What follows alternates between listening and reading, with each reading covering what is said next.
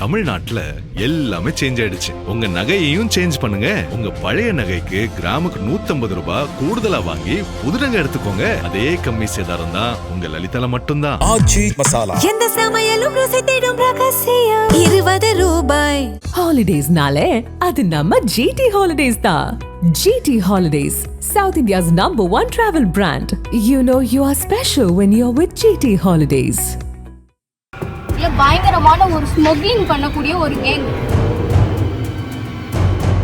இவங்க என்ன சொல்றாங்கன்னா, உன்னை பெங்களூர் கூட்டிட்டு போய் உன்னை கூட்டு பாலியல் செஞ்சு உன்னை கொல்லுவேன்னு சொல்றாங்க.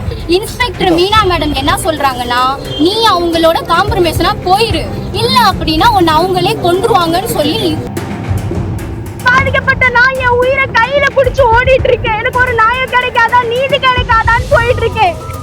மதுரை மாநகரை சேர்ந்த 22 வயது இளம்பெண் ஒருவர் கடந்த 2023ஆம் ஆண்டு மதுரை காளவாசல் பகுதியில் லிங்கதுரை என்பவரது தங்கும் விடுதி ஒன்றில் அலுவலக வரவேற்பாளராக பணியாற்றி வந்துள்ளார். தாய் தந்தை இல்லாத நிலையில் அந்த இளம்பெண் தனது உறவினர்களின் வீட்டில் தங்கி வேலைக்கு சென்று வந்துள்ளார். இதனை பயன்படுத்தி கொண்ட 45 வயதான லிங்கதுரை அந்த இளம்பெண்ணை திருமணம் செய்வதாக அவ்வப்போது கூறி தொல்லை கொடுத்துள்ளார். ஆனால் அந்த பெண் மறுப்பு தெரிவித்ததோடு கடுமையாக கண்டித்தும் உள்ளார். இந்நிலையில் கடந்த 2024ஆம் ஆண்டு ஒரு நாள் இரவு கலெக்ஷன் பணத்தையும் வாடகை பணத்தையும் எடுத்துக்கொண்டு வீட்டிற்கு வருமாறு கூறியுள்ளார். ஆனால் இளம்பெண் வர இயலாது என்று கூறிய போதும் லிங்கதுரை தனது வீட்டில் குடும்பமாக இருப்பதாகவும் பயமில்லாமல் வரலாம் என்றும் கூறியுள்ளார். இதனை நம்பி வீட்டிற்கு சென்ற இளம்பெண்ணிடம் லிங்கதுரையும் அவருடைய உறவினரான சூரஜ் ஆகிய இருவரும் மட்டுமே இருந்துள்ளதாக கூறப்படுகிறது. அப்போது அவர்கள் கொடுத்த தண்ணீரை இளம்பெண் குடித்துள்ளார். பின்னர் இளம்பெண் மயக்கமடைந்த நிலையில் அவரை லிங்கதுரை ஆடைகளின்றி தவறான முறையில் புகைப்படம் எடுத்து அத்துமீறியதாக கூறப்படுகிறது. அவருக்கு உதவியாக சுஜய் என்ற அபிஜித்தும் இருந்துள்ளார். இதையடுத்து மறுநாள் இளம்பெண்ணை அலுவலகத்திற்கு வரவழைத்து லிங்கதுரை செல்போனில் தன்னை தவறான புகைப்படம் எடுத்து வைத்துள்ளதை காண்பித்து சமூக வலைதளங்களில் வெளியிடுவேன் என மிரட்டி அவ்வப்போது அத்துமீறி நடந்து கொண்டதாகவும் பாதிக்கப்பட்ட பெண் தெரிவித்துள்ளார். மேலும் அடிக்கடி தவறான வீடியோக்கள் மற்றும் புகைப்படங்கள் எடுப்பதோடு அடியாட்களை வைத்து மிரட்டியுள்ளனர். ஒரு கட்டத்தில் தன்னை விட்டுவிடும்படி அந்த இளம்பெண் கேட்டதற்கு லிங்கதுரை, நான் எனது மனைவியை விவாகரத்து செய்துவிட்டு உன்னை திருமணம் செய்து கொள்கிறேன் என்று கூறியிருக்கிறார். மேலும் திடீரென ஒரு நாள் லிங்கதுரை பெங்களூருவில் ஐபோன் ஷோரூம் புதியதாக திறக்க உள்ளதாகவும் நான் சொல்லும் நபர்களிடமும் எனது நண்பர்களிடமும் நீ உடலுறவு வைத்துக் கொள்ள வேண்டும் என்றும் கட்டாயப்படுத்தியுள்ளாராம். ஆனால் உயிருக்கு பயந்து இளம்பெண் மீண்டும் லிங்கதுரை நிறுவனத்திற்கு வேலைக்கு செல்லாமல் உறவினர்கள் மற்றும் தோழிகள் வீடுகளில் தங்கி வந்துள்ளார். இந்நிலையில் இளம்பெண்ணை கண்டுபிடித்து லிங்கதுரை பல நபர்கள் மூலமாக மிரட்டல் விடுத்துள்ளார். கடந்த ஏப்ரல் 30ஆம் தேதியன்று மதுரை பைபாஸ் சாலையில் இளம்பெண் நடந்து வந்தபோது லிங்கதுரை மற்றும் அவருடைய அடியாட்களும் வலுக்கட்டாயமாக கடத்தி 4 நாட்களாக லிங்கதுரை வீட்டில் அடைத்து வைத்து அத்துமீறியுள்ளதாக கூறப்படுகிறது.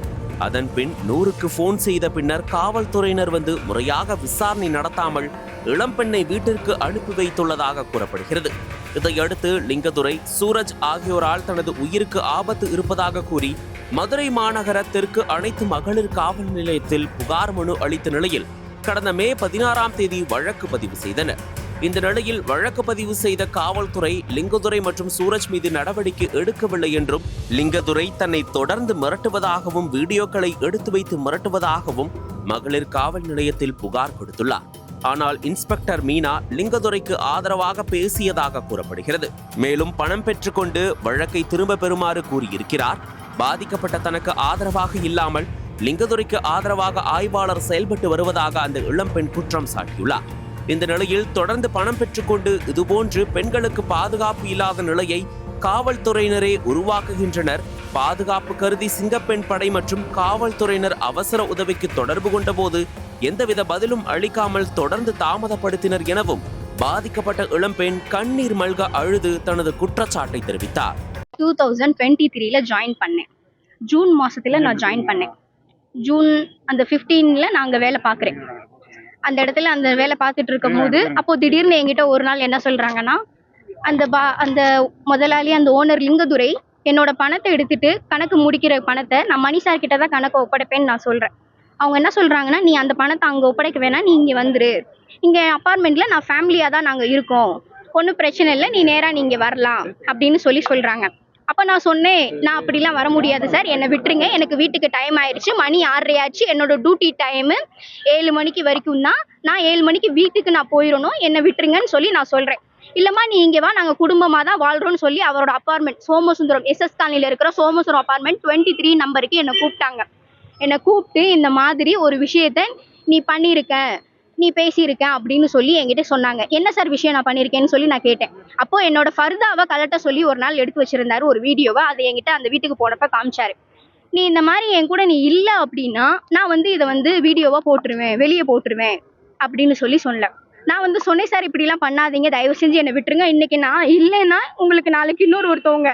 என் வாழ்க்கை அப்படி கிடையாது, என் வாழ்க்கையை நீங்க மேற்கொண்டு சீரழிக்க பாக்குறீங்க, ஏன் அப்படி செய்யறீங்க அப்படின்னு சொல்லி நான் சொல்ல.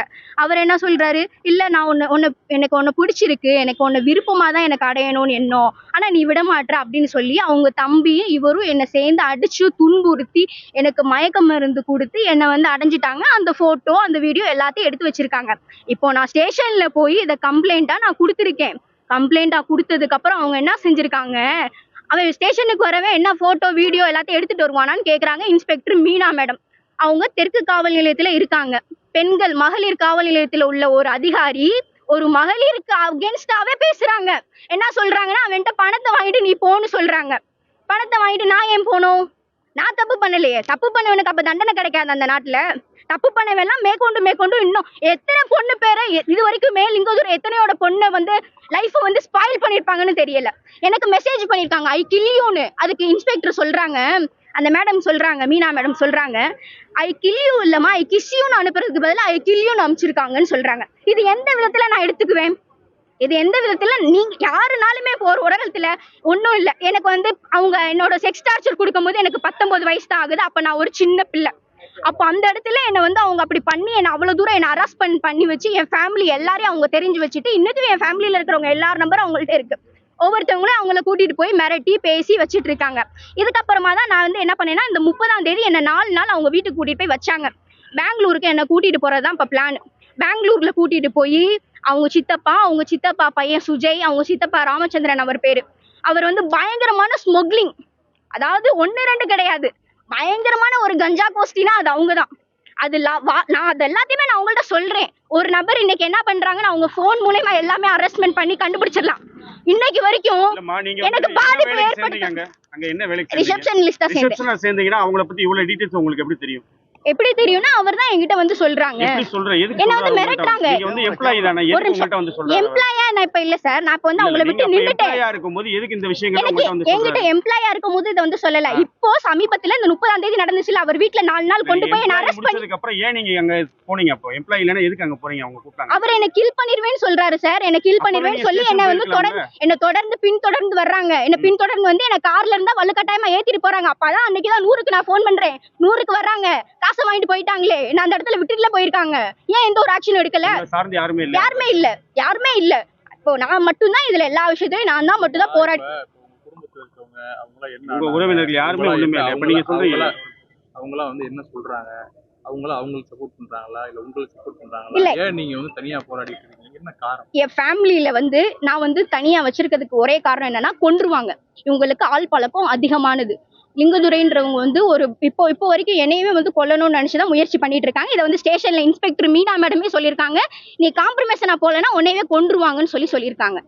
இது இவ்வளவு விஷயமும் அவங்களே பேசுறாங்க. அப்ப எனக்கு பாதுகாப்பு கொடுக்க வேண்டியவங்களே எனக்கு பாதுகாப்பு இல்லாத மாதிரி தான் பேசுறாங்க. சரி மேடம், இந்த வழக்கு எப்ப தொடர்ந்தீங்க? எப்ப கொடுத்தீங்க? இந்த வழக்கு நான் கரெக்டா இந்த மேல தான் இந்த வருஷத்துல தான் இந்த மேல தான் நான் பண்ணேன். 6ஆம் தேதி நான் பண்ணேன். 30ஆம் தேதி இந்த பிரச்சனை நடக்குது. 30ஆம் தேதி நைட் என்ன அங்க விட்டுட்டு போறாங்க. அன்னைக்கு நைட் என்ன லிங்கதுரை அதாவது என்ன பண்ணணும்னா, இங்க இருந்து என்ன சென்னைக்கு கூட்டிட்டு போய் பிளைட் மூலமா பெங்களூர் கூட்டிட்டு போகணும்னு சொல்றாங்க. அப்பதான் என்கிட்ட அன்னைக்கு நைட்டு தான் அந்த லிங்கதுரைன்றவர் என்கிட்ட என்ன சொல்றாருன்னா, எங்க சித்தப்பா பெரிய ஆளு, உன்னால ஒண்ணுமே செய்ய முடியாது, நாங்கெல்லாம் இந்த மாதிரிலாம் பண்றோம், கஞ்சா விற்கிறோம், நாங்க இவ்வளவு பண்றோம் அவ்வளவு பண்றோம், எங்க போனாலும் எங்களோட ஆட்சியம் தான் அப்படின்னு சொல்லி அந்த 30ஆம் தேதி தான் பேசுறாரு என்கிட்ட. நீ எனக்கு இதுக்கெல்லாம் ஒத்துக்கலன்னு வச்சுக்கோமே, என் வண்டியில பெட்ரோல் இருக்கு, நான் உன்னை இங்கேயே பெட்ரோலை ஊத்தி கொளுத்திட்டு கேஸ் வெடிச்சிருச்சுன்னு கேஸை முடிச்சுட்டு நான் போயிருவேன். இல்லன்னா உன்னோட உடல் பாகங்கள்லாம் எங்கெங்க வெட்டணுமோ அங்கங்கெல்லாம் வெட்டிடுவேன். சிங்கப்பெண்ணுக்கு போன் அடிச்சேன் சார். இப்ப 2 நாளுக்கு முன்னாடி கூட சிங்கப்பெண்ணுக்கு போன் அடிச்சேன். அந்த கால் எல்லாமே இருக்கு. வெறும் வெயிட்டிங் கால்ல மட்டும்தான் போச்சு, வேற ஒண்ணுமே ஆகல. வெறும் வெயிட்டிங் கால் 100 காலுக்குமே அடிச்சே ஒண்ணுமே ஆகல. எந்த ஹெல்ப்புமே பண்ணல.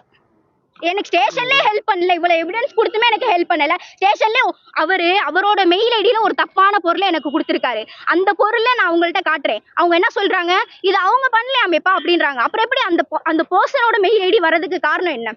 இல்லம்மா, நீ வந்து ஒரு எம்ப்ளாயி, வேலையை விட்டு நின்னுட்ட, எதுக்கு உன்னை இவ்வளவு தூரம் அவங்க இது பண்றாங்க? அதுதான் சார் எனக்குமே தெரியல. நீங்களே சொல்றீங்க என்னை போட்டு ஒரு நிமிஷம் சார், ஒரு நிமிஷம். இப்போ வந்து என்ன வந்து செக்ஸ் பண்ணாங்க. நான் சொன்னேன், அவங்கள்ட்ட போட்டோ வாங்கிட்டு இவங்க அப்பா கிட்டயுமே நான் போய் காலில் விழுந்து கெஞ்சினேன். ராமச்சந்திரன் சார் கிட்ட, அவரோட வீடு திருநகர்ல இருக்கு. அங்கேயுமே நான் போய் கெஞ்சினேன், சார் எப்படியாச்சும் இந்த வீடியோ மட்டும் வாங்கி கொடுத்துருங்க, நான் இதோட ஒதுங்கிக்கிறேன். நான் எதுவும் உங்கள்ட்ட பிரச்சனை பண்ணல. நீங்க பெரிய பெரிய ஆட்கள், உங்களை நான் எதுவுமே செய்ய முடியாது, உன்னால ஒன்றும் சொல்ல முடியாது.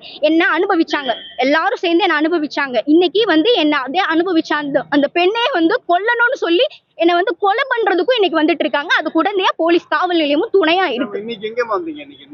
இன்னைக்கு கலெக்டர் ஆபீஸ பார்த்து இந்த மாதிரி என்ன வந்து காம்ப்ரமைசன் ஆக சொல்லி சொல்றாங்க. என்ன காம்ப்ரமைசன் பண்ண சொல்லி போறாங்க. எனக்கு அந்த காம்ப்ரமைசன் பண்றதுக்கு விருப்பம் இல்ல. நீங்க ஏதாச்சும் ஒண்ணு பண்ணி கரெக்டா நீங்க அவங்கள்ட்ட சொல்லுங்க அப்படின்றத நான் உங்கள்ட்ட சொல்றதுக்காக நான் வந்திருக்கேன். ஸ்டேஷன்ல வந்து பணம் வாங்கிட்டு ஏன் சொல்றாங்க? பணத்தை வச்சு இன்னைக்கு இந்த உலகத்துல என்ன செய்ய போறோம்? நாளைக்கு ஒரு பொண்ணு தைரியமா போய் நடமாடணும். பணம் வந்து எதையும் செய்ய போறது இல்ல. அதுதான் நான் சொல்றேன். ஒரு பொண்ணுக்கு நீதி வாங்கி கொடுங்க. முடியலையா, அடுத்த ஆபீசரை போய் பாருமான்னு சொல்லிருங்க, அவங்க போய் பாத்துருவாங்க. கட்சி சார்ந்தோ அமைப்பு சார்ந்தோ அப்படின்றது எனக்கு தெரியாது. ஆனா அவங்க வந்து ஒரு RSS நிர்வாகின்ற மாதிரி ஏதோ ஒண்ணு இருக்குன்னு வச்சுக்கோங்களேன். அந்த மாதிரி தான் இருக்குன்றத என்னோட மனசு சொல்லுதுன்னு வச்சுக்கோங்க. ஏன்னா ஸ்டேஷன்ல அவங்க வரும்போது இல்ல சார், நான் இதை யார்கிட்டயும் நான் சொல்லல. இது வந்து எனக்கு சொல்றதுக்கு வந்து பயம் சார். என்னால இத போய் நம்ம சொல்ல முடியல. நான் அது அன்னைக்கே சொல்லிட்டேன் சார். நாங்க சொல்லி அவங்கள்ட்ட நான் லிங்கதுரை அவங்கள்ட்ட வந்து நான் பேசிட்டேன். அவங்க என்ன சொன்னாங்கன்னா, அவங்க மனைவி கிட்ட கூட நான் பேசிட்டேன். உங்க ஹஸ்பண்ட் வந்து இந்த மாதிரி என்ன வந்து செக்ஷுவல் ஹராஸ்மெண்ட் பண்றாங்க, இங்க இருந்து மதுரையில இருந்து கூட்டிட்டு போயிருங்கன்னு சொல்லிட்டேன். அவங்க பேரு ஜெயா, அவங்க வந்து ஏஇயா இருக்காங்க, திருநெல்வேலியில இருக்காங்க.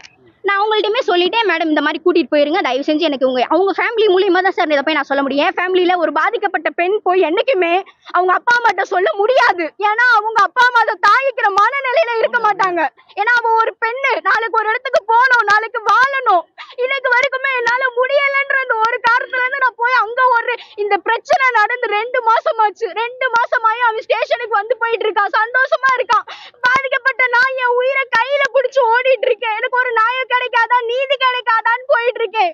எங்க போச்சு இந்த நியாயம், நீதி, நேர்மை எல்லாம் சொல்றாங்கல்ல, எங்க போச்சு அதெல்லாம்? நக்கீரன் டிவிக்கு சப்ஸ்கிரைப் செய்யுங்கள். உங்கள் ஆதரவே எங்கள் பலம். ஆசிரியர்களுக்கு நண்பனாகவும் மாணவர்களுக்கு ஆசானாகவும் திகழும் தேர்வு வழிகாட்டி. ஒவ்வொரு பாடத்திற்கும் அனுபவமிக்க ஆசிரியர்களின் துல்லியமான தெளிவான விடைகள். CNC இருக்கு, தேர்வு பயம் எதற்கு? இது தீரன் பப்ளிஷிங் ஹவுஸ் விற்பனை வெளியீடு.